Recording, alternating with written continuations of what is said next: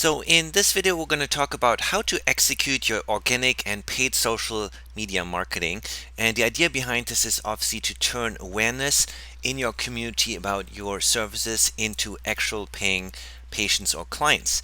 Now, this has been a very frequently requested resource because ultimately, as a practitioner, the biggest thing that you care about is, does the phone ring? Do I have inbound inquiries about my services so that those conversations can actually turn into patients?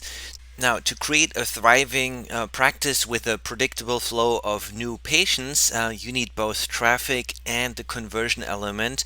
And what I mean by traffic is an audience of ideal patients, of ideal prospects in your community that could actually turn into patients, and get those people to see your content, to create awareness for your content among those folks, and then have those people come to your website, opt into your mailing list, and get nurtured to the point where they know, love, and trust you enough to schedule that phone consultation or to register for one of your local workshops.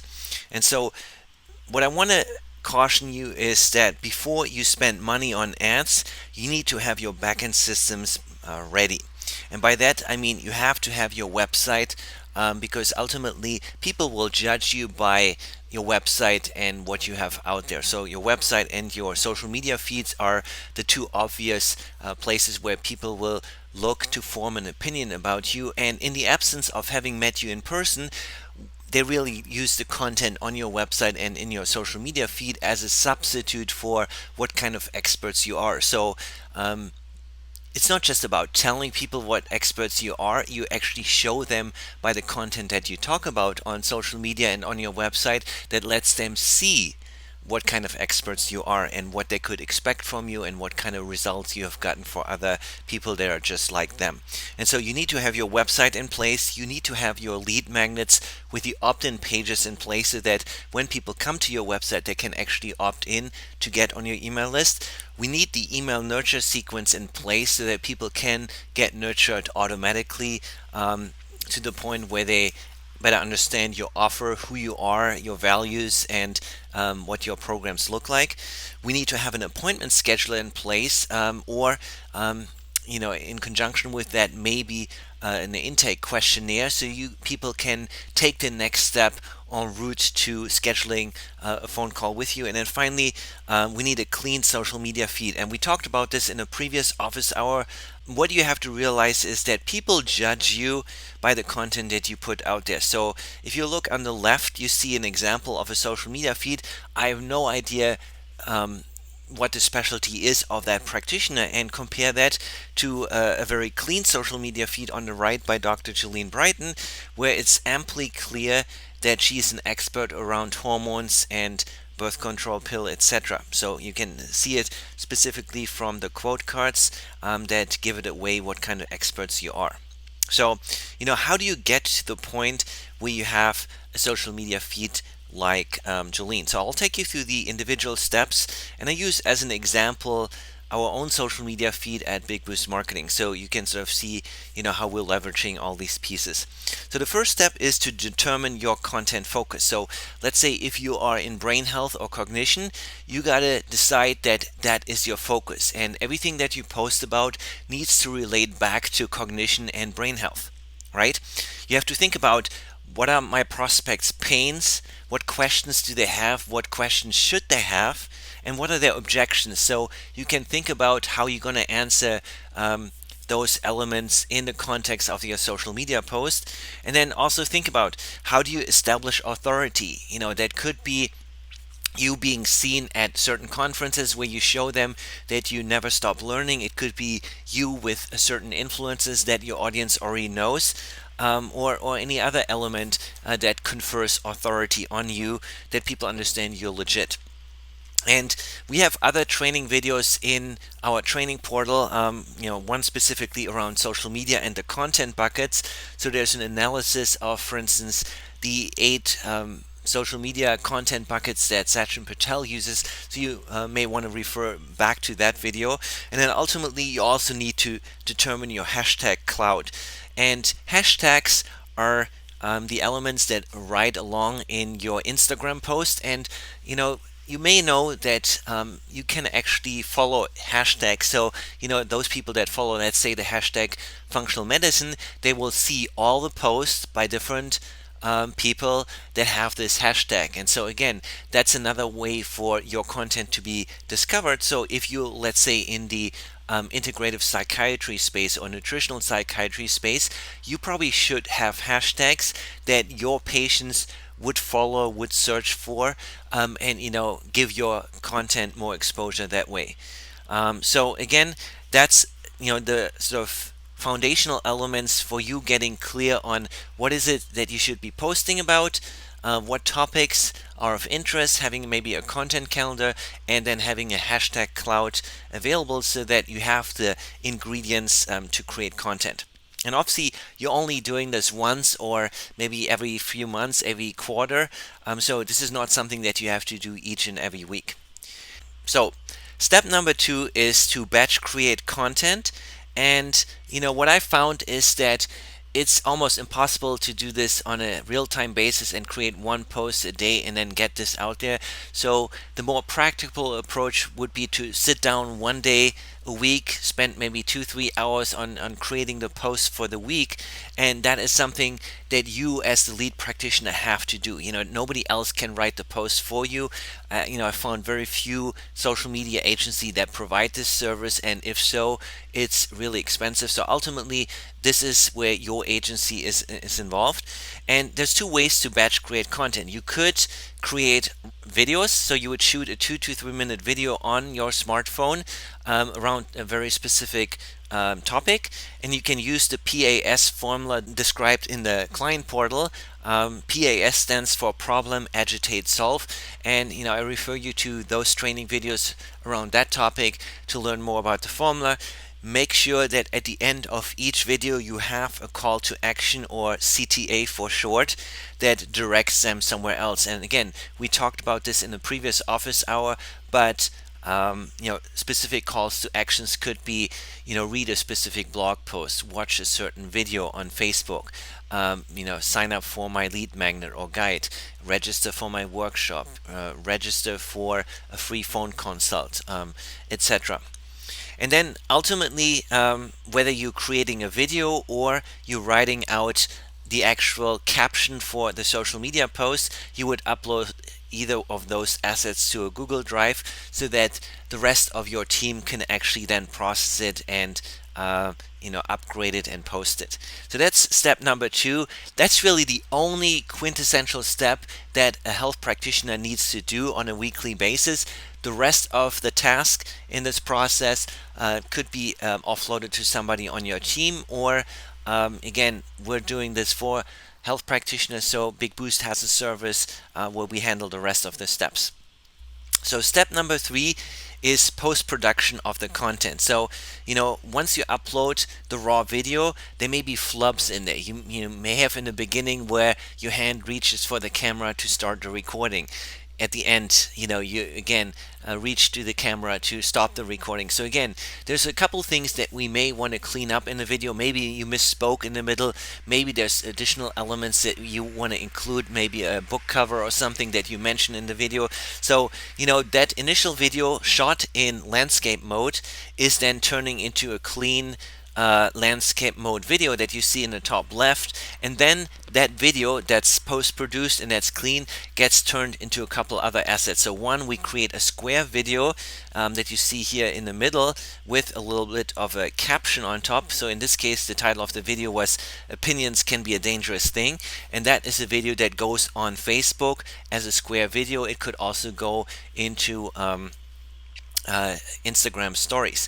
Now, we then also use that video to create a specific video for Instagram stories and Instagram TV, where the format has to be 1920 by 1080.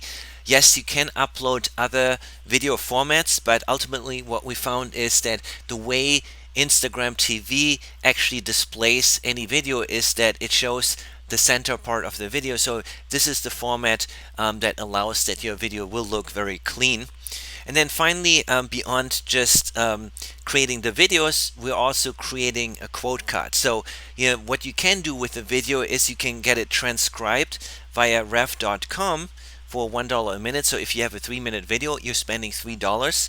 And then again, our editor or the person on your team could upload this to your Google Drive, and from that transcript could turn into its own caption post. So you use essentially the video to create the caption that gets edited to create a text post. And so what we need for the text post is what I call a quote card that you see in the top right, where it's a 1080 by 1080 card, an image. And so now you can use that card alongside with a caption from the transcript to create a text post. So one video actually turns into two pieces of content. One is the video with a caption, the other one is the quote card with a caption, right? And you wouldn't post this at the same time, but you could maybe space this a couple days apart.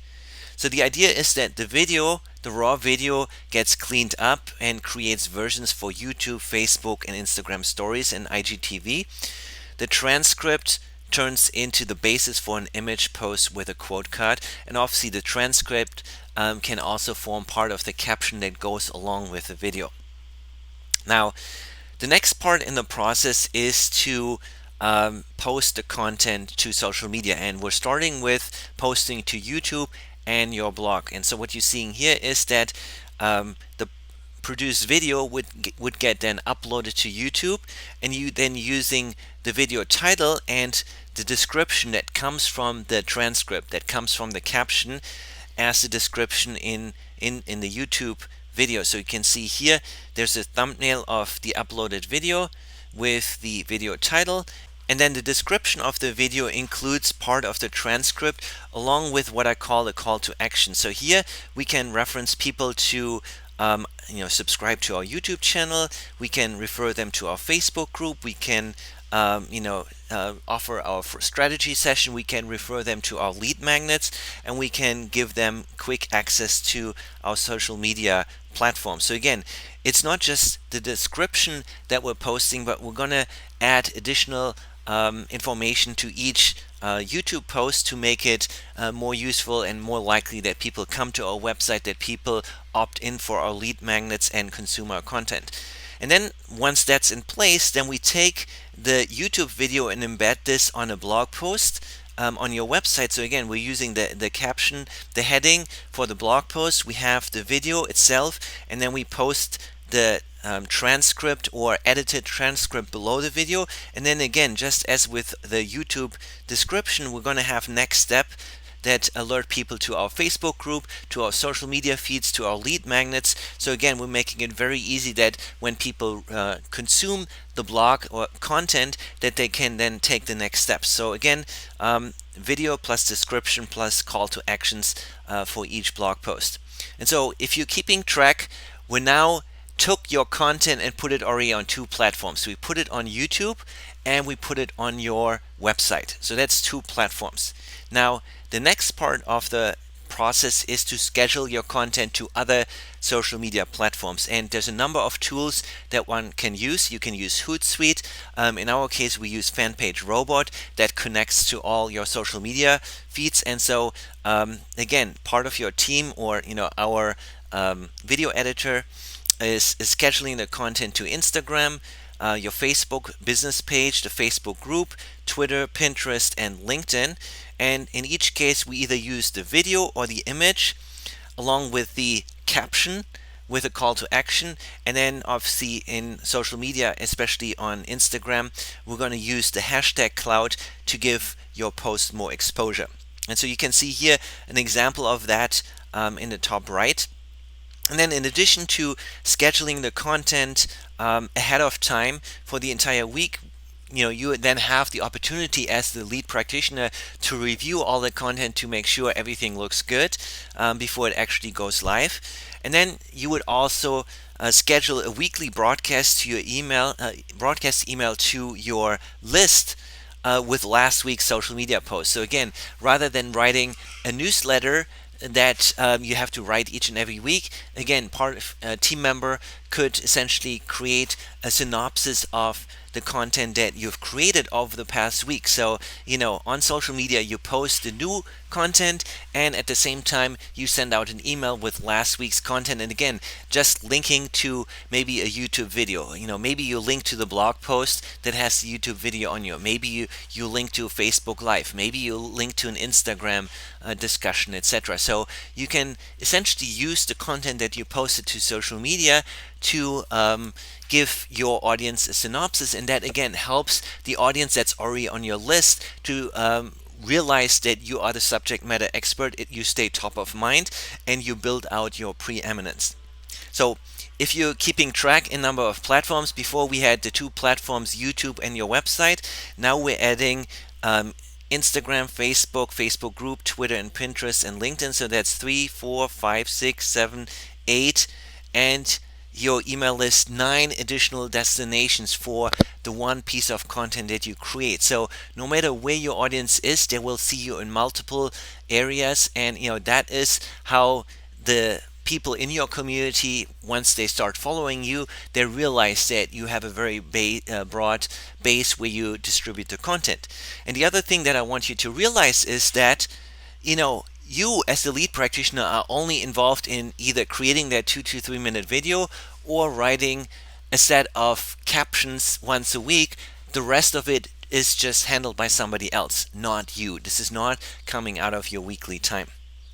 All right, so now that we have scheduled content on social media, that's obviously good for the people that already follow us. So how do we actually get the people in your community that are not following you yet to see that content, right? And the way we do that is by boosting the content via ads. So we're boosting this, your Facebook posts and your Instagram posts once they are posted with Facebook ads. And so you can create a saved audience that is essentially your ideal customers that live within a certain radius around their practice, so they could actually become patients. So there's no use in boosting your social media content to people that are living 500 miles away that never could drive to your practice and become your patient, right? So what we're doing is we're just boosting the content to your ideal audience living within a 5, 10, 20 mile radius, and you determine what that radius is. How far are people willing to drive? I mean, I live in an intense urban area. People will not travel more than 2 miles to work with a practitioner here. So it may not make sense to boost it even to 5 miles. You would just boost it to the right audiences in a 1 or 2 mile radius. And again, what we're doing here is we can do geographic targeting. We can use demographic targeting. So we're saying we're only interested in having women 35 to 55 see this content. And so again, that is sort of the 80-20 rule, that yes, there could be other clients that could become your patients, but the bulk, the core audience is really 35 to 55. And so we want to spend our ad money just on those people. Also, we can exclude the people that are already on your mailing list. So again, this is something that we can set up in Facebook, that everybody that already opted in for one of your lead magnets, we can tell Facebook, okay, no need to nurture those people with our content, because they will get the weekly reminder email with the social media content. So that's how we deliver the content to those people that are already on our list. So this is really only for the people that don't know you yet. And so the idea is really that we're putting here a budget of $3 a day. So again, doesn't even mean that you're spending $3 a day, but the idea is for $20 maximum a week, you're now getting exposure of your content. And you decide if you want to change the Facebook ads on a daily basis, if you want to do it maybe 2 or 3 times a week and let the ad run for 2-3 days. But the idea is you're boosting existing posts. So all the comments and likes and shares that are on that post just get amplified from that additional audience. And so this is really the paid component to your practice marketing. And again, this makes sense once you have your website in place, once you have the lead magnets, once you have the nurture sequence, once you have the application form and online scheduler. Because if you don't have those elements, you're just spending money on Facebook or Instagram, and those people are not getting onto your mailing list. So it's really wasted money. So now, there's one additional element to ensure that we increase the list building effort, and that is retargeting website visitors. So once those folks that have seen your content through the retargeting ads that have come to your website, we want to make sure that those people actually are reminded to sign up for your lead magnet. So when they come to your website, they may not realize that there was a lead magnet, something to opt in for, and so you can set up a retargeting ad campaign for your lead magnets. And so again, it would use the same saved audience that we talked about in the previous step.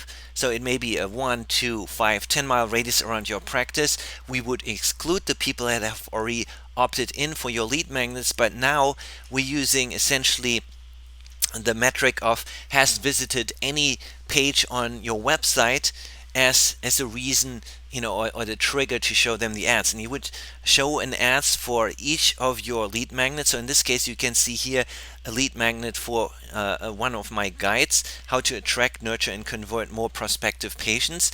And again, because it is an ad, Instagram and Facebook will actually show a download button below this, so it makes it really easy for people to click and then go to the landing page of your lead magnet. And again, here I'm putting $5 a day because frankly, you're probably not even spending 50 cents a day, because this ad is only shown to the people that visited your website and only visited it within the last 7 days. So if somebody visits your website today and doesn't opt in, I'm going to show them the ads on Instagram and Facebook for 7 days. But if they have not opted in after that, the ad automatically stops, because I think, if they haven't made up their mind in 7 days, then it's maybe not the right time for them to opt in, right? And so this is again a sequence that can be set up once, and once it's there for each lead magnet, let's say you have 2 lead magnets, that would be 2 separate campaigns, both on Facebook and Instagram. Maybe you have an additional ad campaign for a phone consult. So you could say, anybody that has visited my website between 14 and 30 days ago, show them for 2 weeks my ad for a free phone consultation. And if they've scheduled a phone consultation, then stop showing the ad. Or if they don't, opt in for the ad within 7 days, if they don't schedule a phone consultation within 7 days of that ad running, then stop the ad as well. And so again, what you're doing here is you have 2 ways to use paid Facebook ads and Instagram to amplify what you're already doing with organic social and on your website.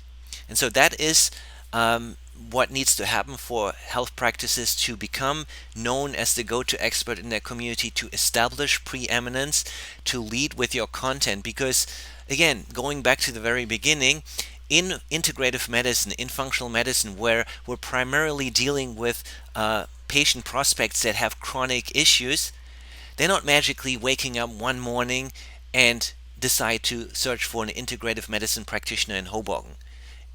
It's much more likely if they've suffered from diabetes or obesity or dyslipidemia for a number of years, that's become the new normal for them. So they're not really taking any action unless they see something in their social media feed that reminds them, hey, I may want to take another look at this. It sounds like this practitioner has a piece of content that is sort of the next step of what I should take a look at. And so again, that is again very important to memorize, or to remember, that in integrative naturopathic functional medicine, we have to really create awareness and education first before people can even appreciate our offer and the value we can serve. So it doesn't make sense to push immediately to a workshop, to a webinar, if people don't have the bigger context around what we're about. So then finally, for those of you that are realizing that this may be what they need in their practice right now, I want to tell you about the support that we offer through Big Boost Marketing. So we have a limited number of social media support slots. So we help you with the strategic consulting on your content niche. What's the content calendar? What content should you be posting about? What are the logistics about actually getting this done each and every week? We also help with hashtag research based on the niche that you want to focus on, whether it's cognition, mental health, whether it's digestive health, it's autoimmune community or hormone rebalancing. So again, we have already done a lot of the research to provide you with the hashtag clouds that you would need. And then the process really that the client would provide on a weekly basis either raw videos and or written posts, I call them captions. And then Big Boost would handle all the remaining logistics from formatting the video, creating the different versions of the videos, editing and transcribing the caption, scheduling the post or your content on the 9 platforms that we talked about, and then setting up the Facebook retargeting campaign and the weekly paid Facebook and Instagram boost. And so, the only thing there, the way we're making this happen is that this is available for a monthly fee. So if you're interested in exploring this, reach out to me. Again, the client has to pay for the ad cost. So again, if we have the retargeting ads running, I would imagine you're spending maybe $10-15 a month on the retargeting part to get people to opt in, and then a budget that you choose, maybe $20-30 a week, which comes out to somewhere between $100 to $200 a month to just boost the content to your local audience. So if you need help to decide on the best next steps, I'm offering a complimentary 30-minute strategy session to talk about any questions that you have. We can review your goals and needs, and if it makes sense to you, we can talk about partnering together on your social media marketing, but only if you feel if it's truly a win-win. And in order to schedule your call, go to bigboost.marketing/apply, and hope to see you soon on one of these calls.